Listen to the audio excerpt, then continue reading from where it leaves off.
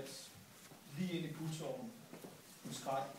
Hun havde ikke regnet med, at smerten ville være så uudholdeligt. Hun smed det blodige skår på toiletgulvet. Blodet begyndte pulserende at sprøjte på væggene på det offentlige kældertoilet. Kaskader af mørkerødt plasma. Hun fortrød og pressede hånden imod hullet for at stoppe blodet.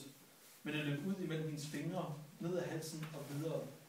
Hendes øjne begyndte at sløre. Hun måtte ud. Skaffe hjælp. Panisk rejste hun sig fra toiletsædet, men gled i blodet på gulvet og slog hovedet mod den aflåste toiletdør. Hånden fjernede sig fra hullet i halsen, og blodet fik atter frit løb. Hendes hvide kjole blev nu farvet blodrød, mens hun lå på gulvet. Hun rækte op efter dørens håndtag, mens hun på ny forsøgte at holde en hånd fra sin hals. Hun fik fat og hævde sig op, hev i dørens runde håndtag. Hun begyndte at skrige, højt og fuldt af rædsel.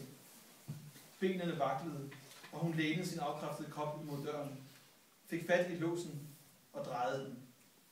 Hun fulgte dørens bevægelser udad og væltede om på gulvet i rummet med håndvaskene, stønnende, blodig og bange.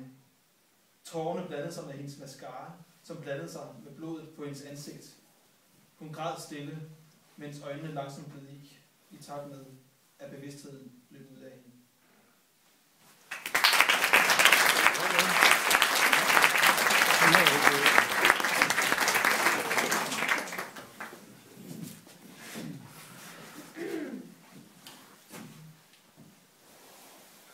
Jeg er til musiske flader af lange toner.